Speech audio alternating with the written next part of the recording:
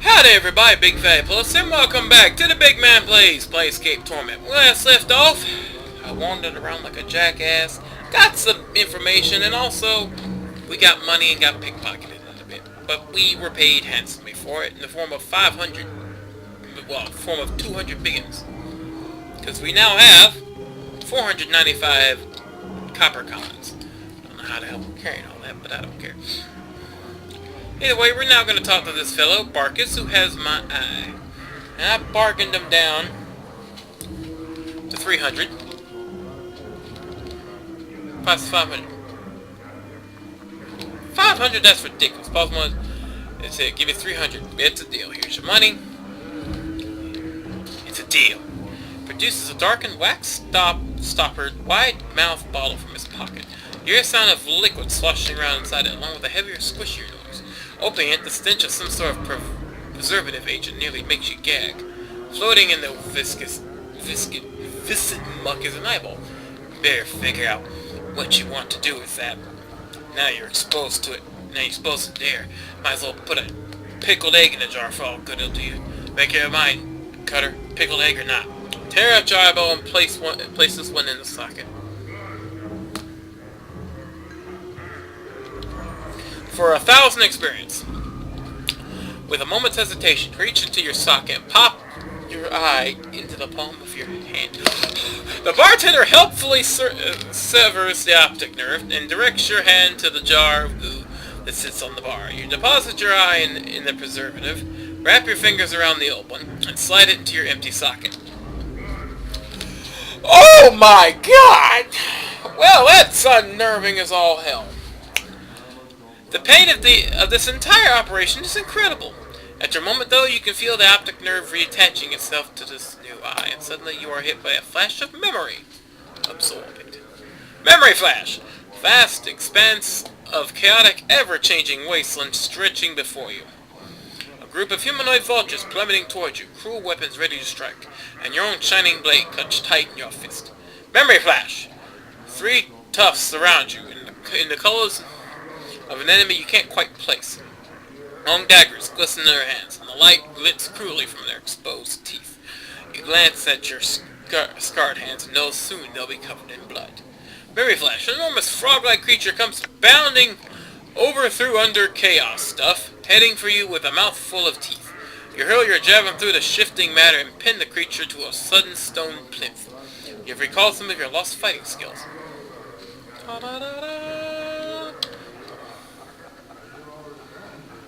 I want something to drink. Want a drink? You got a drink. This is what we got for you.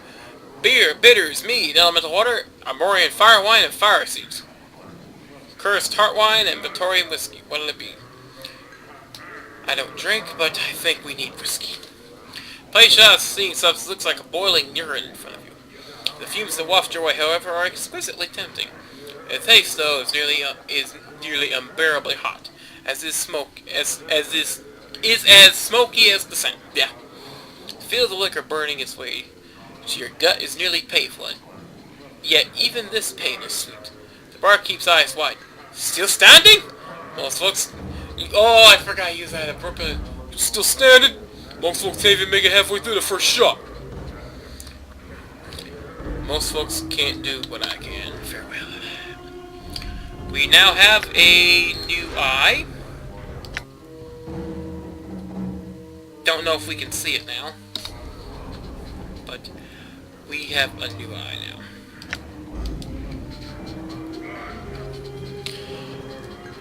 And now I'm going to head to back that corner there and talk to the smelly guy again and try to help him. And I hope it's to help him to a bath. Oh boy. Okay. Frequent spot choose your post, bobbing his head eagerly, staring at you with his huge eyes. You are again struck by a smell of urine and feces threads. Greetings, Frequent. I had some questions for you. What happened to you? Frequent gets a twitching nod and scratches himself. Let my name slip once, only once. His eyes film over as if the memory is painful, then glances at you uneasily. Tell you the story I will, but 3 coppers must see. His face splits into a smile as he says the word coppers, and his reeking breath hits you like a hammer. Very well, here's $3. Requin gets into a stance, looks left, looks right, then faces you. Oh goody, it's gonna be one of those stories. His face clenches, then with a grunt, he breaks wind again. Oh, he starts with a smell. What an ass. The smell nearly levels you, but he takes no... Hey, you can't be leveled when you just took a shot of whiskey last episode, you bastard. Curse tie! Walk towards in splendor! He stands up stiffly, nose high in the air. He saunters back and forth, nodding to invisible passers-by. Updated my journal. Weakman freezes, his arms akimbo. Cross paths with a crossed one! Had the looking of a pumpkin, his seeds, curses! Weakman then thrusts his belly out, so as to appear fat, slicks back his hair with his filthy palm, so he looks almost bald, and begins drumming his fingers on his fat belly. He then walks about, circling the spot where his stuffy, upper-class persona used to be. All a jumble, with curses this one was! With a sneer and a careless gesture, Weakman tosses an invisible curse at the stuffy persona. Knew my name, let it slip I had, all it took it off! He stiffens up again, inhaling deeply and resuming his upper-class persona. The persona suddenly crumples, and Weakman breaks wind violently when it exhales, filling the air with his foul, reeking breath. Curse with stenches, smells, excrement, carry to tell tales, all good for now. Now Weakman is the name, give it name. Yeah, I see, I had some questions. We got a little bit of experience, or journal update for that. Let's see. I'd like to hear a story. Tell the story again. Tell the story again, I will, but 3 coppers I must see. Very well, here's a copper. Takes the copper, gums it, then to your surprise, he swallows it! Don't take any change from this thing, kiddies. Don't take any change from him. Best purse there is, belly. He has a reeking wheeze. Sorry, smacks his lips screeching to your max.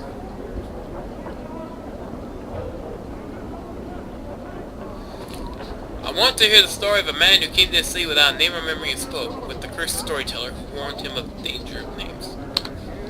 Requin stops twitching and scratching a moment, said to you, That tail costs nothing, for it is worth nothing, and worth nothing, it'll be a sad tale indeed. Nevertheless, I would like to hear. Where would such a tale begin, Requin? Grunts then gives a reeking wheeze that makes your eyes jump. He seems to be thinking. Begin with a man waking up the morse you believe dead, but in truth, only his memories are dead. Requin nods and studies you and starts scratching himself violently, as if to give himself scars. Dead? But not dead? No memories, no name? He escapes the mortuary, enters the hive, and speaks to a man who let his true name slip once, and has regretted it. Requin seems hypnotized by your words. Yes, much danger in naming, perhaps. He pauses. Perhaps the man to whom the nameless one speaks is a warning to the danger of names. Seems to chew this over. Perhaps he, who has forgotten his name, is better off. You see? Is it better off to suffer the truth with all its consequences, or is it better to remain ignorant? Which it is to remain is better off. Requin gives a hacking cough and spits. Spittle green and wet. He turns back to you. It's your question, your tale, he speaks slowly. It is you who must answer it. Let's see here.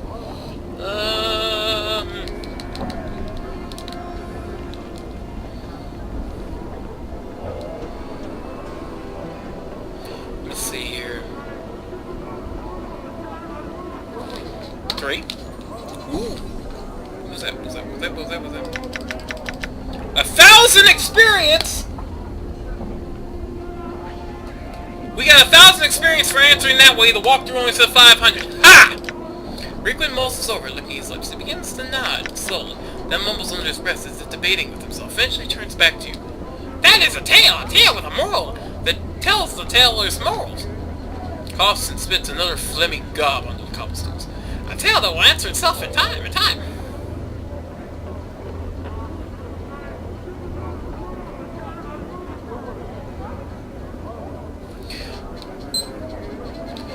Truth. Perhaps what happens will happen, and it may be that this tale has no answer.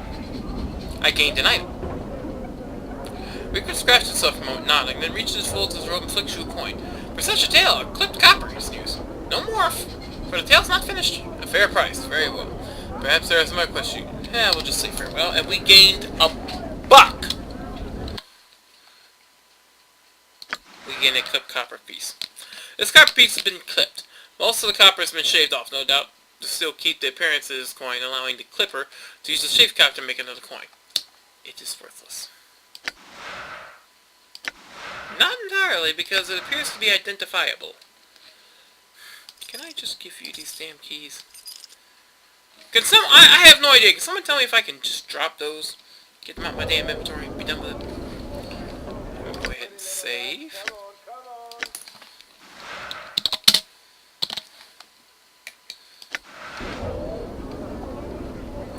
And now, we gotta go talk to Craddock, because we told him last time we would find that guy, and we did, and the guy said no. She's Craddock. His tail is deepened since when you first saw him. Looks like it's about to crack his face in two. I found Jalal. Is that right? Craddock asked him. Where is he then? Let me look.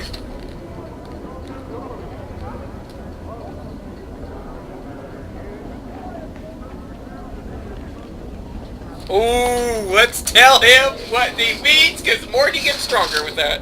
He's insult. Truth! He said to pike off that you were a cur of the lowest sort, and that he wasn't going to work for you any longer. Updated my journal. 500 experience. Craddock's face turns a bright red. His face cracks into a snarl. Damn to be his name! By all the evils of the plane hounded footsteps! A blistering stream of insults, threats, and speculation about Jalal's family roots is used from Craddock's mouth. Yo, Bubba, where are we, Boots? I bet that's one of them. Although far older. New taunts, alright. Woo! Maury clicked his teeth against his crack, builds up in steam. You can almost hear him taking notes inside his skull. Craddock finished his tire of the crack. Damn that child.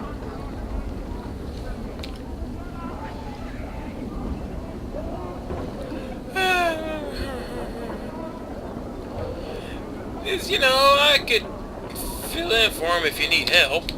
Crack station remote. Yee? Ha! You couldn't!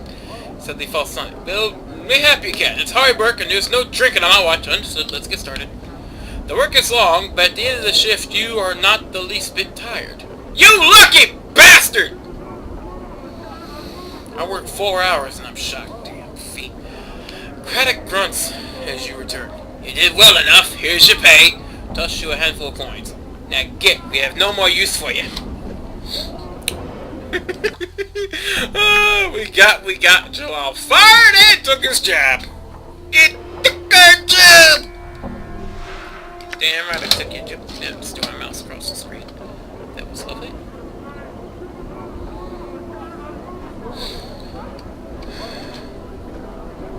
But now we will, let's see here. We took care of the whole Craddock situation. Let's see here. Where the hell? I ran down this way. It's supposed to be... Alright. Yeah, it's gotta go check this area out. Because there's a guy around here we gotta talk to. Are you making your way over here or not? No, you're not. Of course not. And this is 9:29 a.m. And what day was it? Day 3. Okay, we're 3 days in. 3 days and 15 videos in. Shoot. Anytime now. Oh, what's this? Civil door identifies the Office of Vermin and Disease Control. And this guy over here is apparently special. Foul-looking man is quick to notice he's caught your attention. In moments, he's upon you, hawking his wares. Carries a long wooden pole. Dozens of skinned and cooked rats dangle from it. As he speaks, he gestures to them with a broad, filth-encrusted hand, smiling a yellow, snaggle-toothed grin all the while. Oi! Gutter! What sort of delicious rats is here just in this fine day? Examine the rats. Each rat has been skinned and gutted, their feet and tails removed. They dangle from the pole by hooks, punches through their necks. As you examine the various manners in which they've been prepared, you realize their heads are slightly misshapen. A bulbous knot of bone protrudes from each cranium, covered in whorls to give it the appearance of brain tissue. Those are strange-looking rats. Ah, you got the keen eye there, Cutter. I saw those brain vermin. I do. I'm sure you'll find they got a much richer flavor than the usual rat. Quite nice, really. He proffers them to you once more, waving the pole before your face enticingly. The rats sway to and fro, hooked like tiny sides of beef. Brain vermin? Aye, Cutter. Brain vermin. Foul creatures they are. Now your normal rats that just eat stored goods and multiply, spread disease and all that. A nuisance really, no more. Your cranium rot though. Brain vermin what I go after. They're just trouble. When you get more than a handful of little pikers together, they start to get smart on you. Sometimes real smart. They become more intelligent. Sure don't stand here before you if they do. If I ran across any more than 2 score, might flee from a case like that. He snaps to emphasize the point. I would. You get that many of them in a pack, why they get smart as a man they do. You go on. Here's my best advice for you, Cutter. If you bet on catching brain vermin, stick to small packs, a dozen or so at most. But I tell you, he steps close, his breath fetid in your face, and speaks in a hushed tone. You run into more than that. More, a couple dozen. You run like you're in the shadow of the lady. Backs away from you again. Why? What is there to fear? Sorcery, Cutter. Sorcery. He gets enough of those little things in space. They gain all sorts of odd powers. Make a bash his brain, plot his ears, they will. Downright frightening. It's just wrong, I tell you. That's why Sickle's got, and so we gotta be rid of him. The bounty, y'all. The bounty? Someone pays for rat's tails? Alright, Cutter. There's a bucking officer of vermin disease control named the Lord who pays the bounty on copper and head or tail. Is eh? They gotta be brain vermin they do, not just ordinary rats. Tell me about this Lord fellow. His name's Phineas Lord. Thinks he was some sort of high up. He was put down by his rivals and stuck in the arson of Sickle. The buck sits there alone all night and day. Seems waiting for the folk to bring the tails and paying him the bounty. You know the best part? Poor son must be allergic to rats, cause he's always got a huge rat going. Oh, powers be praised, I ain't that fella. Put down any idea what happened? Well, he's a rat shot, he is. Little rat is bone box for hours on just how smart he is, and like, maybe he got something to do with that. He shrugs. Yeah, perhaps I'll go speak with him farewell. Touch your drop. I'll see you leaving, cut up before you go. Would you like a nice, delicious ratsy? One for the road, you might say? No, thanks. Farewell. That's just... Alright. Who the fuck? Really? I've been murdering scores of you guys all damn day. Look at this. Oh, it's a whole freaking mob of them. Yeah, let that little bastard run.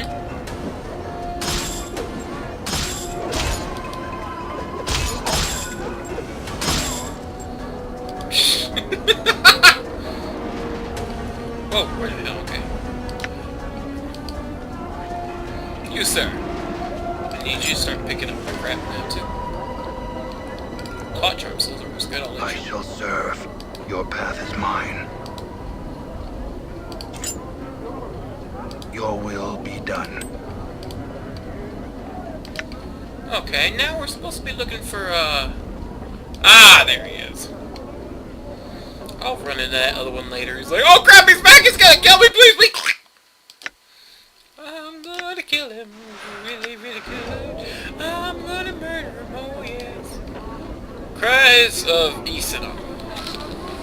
Streams of tears have carved channels down this man's dust-covered face. He looks to be a monk or a holy man of some sort, but the dirt covering his body makes it nearly impossible to see the man beneath. He is chanting. Shut up, watch. He is chanting and rolling his head back and forth. It looks like some sort of ritual. Greetings! The man stops his frenzied chanting and glares at you with his tear-rimmed eyes. He opens his parched mouth to speak, but all he can manage is a withered croak. What's wrong? Why are you crying? His voice is so hoarse that it sounds like he has been without water for days. As you watch, a tear trickles down his face. I am Burial of Es-Annon. Es-Annon? Who's that? Updated my journal. Who is Es-Annon? The man throws back his head and gives a rasping laugh. It sounds brutal and defeated. Es-Annon is not a man, but a city. Okay. Why do you cry for a city? We cry for its name because Es-Annon must not be forgotten. All the cries of Es-Annon carry this burden. You mourn a city? Why do you do such a thing? Because its name is all that remains. Its avenues of light, its great spiraling parks. When it was laid waste and reduced to memory, only 70 of its people survived. It was our duty to see that its name was remembered across the plains. Many criers of Es-Annon have died for the sake of remembering. Many. If it places you and others at risk, why don't you stop? The tears I shed, the dust that cloaks me, these things are as nothing compared to what awaits should I give up my sacred burden. We must see to it that its name is remembered, while living memorials to its passage. So, then, what happens if you all die? A fresh tear springs to the crier's eye. Even his dust-caked face cannot disguise his look of despair. I do not know. We criers of Es-Annon cannot mourn it forever. Even now the dust clings to our robes, the spit dries. In our mouths our bodies wither and die. Is there any way I can help you? You are kind to ask. The crier shakes his head. Unless you could immortalize Es-Annon, there is no help to be had. Let's see.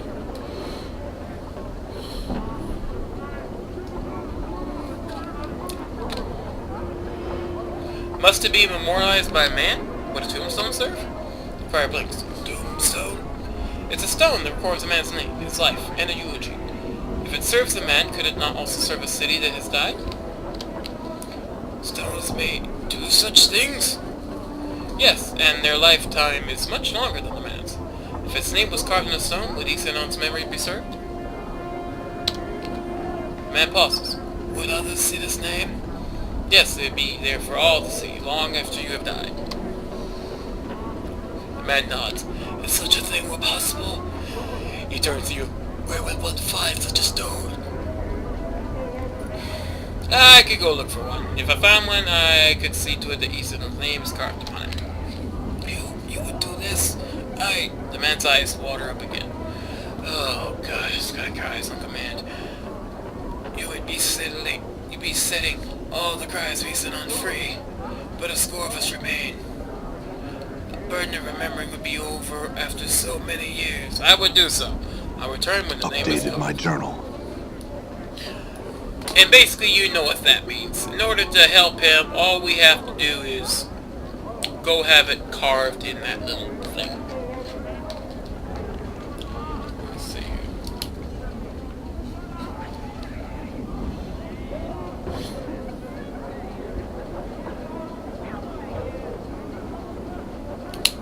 Now, let's see here. I'm going to go back up here. And, yes, before anyone says anything, yes, I do realize I fucked up. I could have drained that one ring of all of its enchantments and then sold it. Look here, the finest Toledo blade. But, oh well. But anyway, I'm going to sell some shit. Well, identify too. Let's see.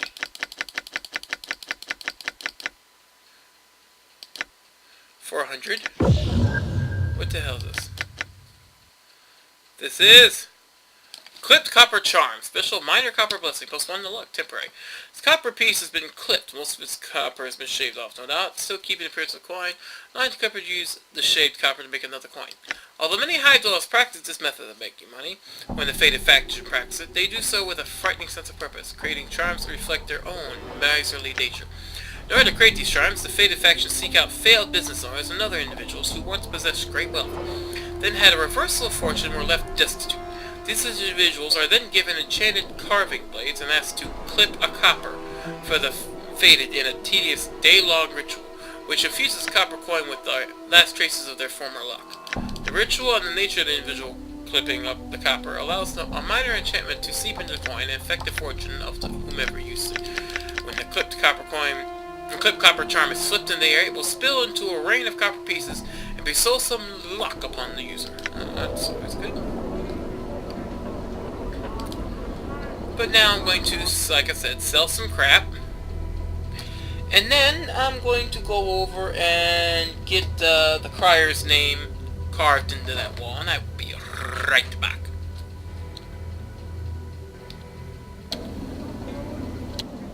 Alright, we're back here.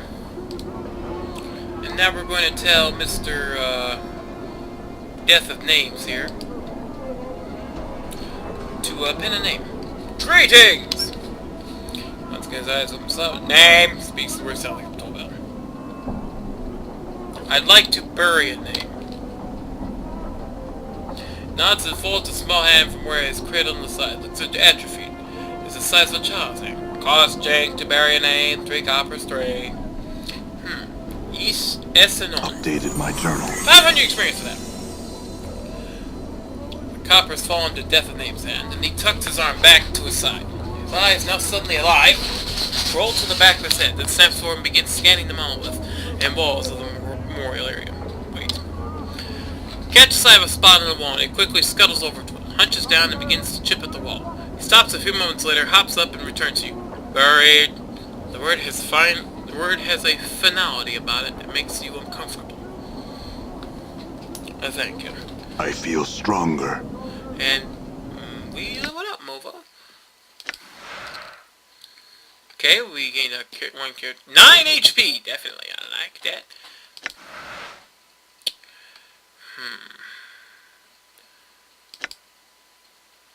We'll put another point into dexterity, which still ain't helping our armor class at all. I think my next point's gonna go back into wisdom. But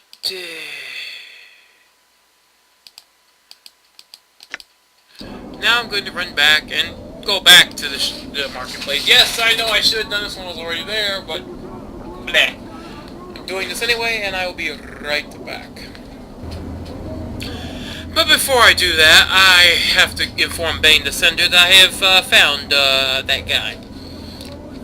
See, Bane Descender, from which he looks to you, hopefully. Were you successful in finding Craddock, good sir? Yes, I passed along your message, although it didn't seem to please him any. Updated my journal. 500 experience! Bane doesn't seem to have heard any word after yes, for he smiles and heaves a sigh of relief. Good fortune indeed! Thank you, good sir, thank you! Reaches to his room, pulls forth a handful of coppers, which he counts out and then hands to you. 45 comments of the message, eh? Oh, fair enough, let's see. Oh, more than fair, good sir. More than fair! I can say without hesitation that there is no finer profession in all Sigil than that of a runner for the House of Senders. Keep that in mind. Farewell, Bane. Extra money is always good. Now I'm gonna go back to the damn shop. Shit, I keep forgetting this. I swear this damn game's got me running all over the damn place. Alright, now that we're back here, we have another thing we need to do. We need to buy a limb. Just what are these limb limbs? From outlets, my lord, neither wholly... Okay, wait. Yeah, if I'd like to purchase one. A limb will provide its own food. Eating insects, tiny rodents, and the like. They will follow you everywhere you go. Are easy to clean up after, are quiet to exercise themselves, so they're constantly flipping about. And best of all, they're able with 15 feet when prodded with hot coals. One will only cost you but 40 coppers, my lord. A mere pittance for such an entertaining pet and friend. You're damn right, considering I got $800. Morty, what do you think? Why not, boss? It'll be fun to kick around when we're down, right? Well, I can kick it vicariously through you, at least. I want to see that 15-foot hot coal jump, too. Yeah, I'll take one, merchant. Nice, my lord. Here you are. My own limb. And we now have a pet limb. This is your pet Limnim. Talk to him. This is your pet Limnim. Noticing it has your attention, it chirps up at you lovingly. Examine it. Your limit appears both insect and animal in origin. Its legs are oversized, but its arms are small, nearly vestigial, and a brightly speckled half-shell runs down its back. It sports twin pairs of insect-like wings, and has tiny black eyes and a mouth that always appears to be smiling gleefully. Pet your Limnim. The Limnim squirms about merrily, its wings buzzing. It seems to enjoy the affection immensely. Stop playing with Limnim for now. We have a Limnim now.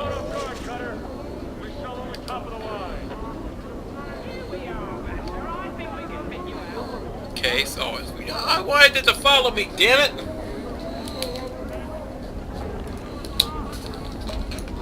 And we still have to find someone else here too now. But I will save that for next time on the BygMan Plays Planescape Torment requested by Bormac. So that's Big Fatty Plus. Sayonara. And I'm going to have to say, I bet you there's going to be a quest involved later. It's going to involve that poor little creature dying. And I'm going to be very angry. Because, you know, I always wanted a Pokemon. I know it's not a Pokemon, but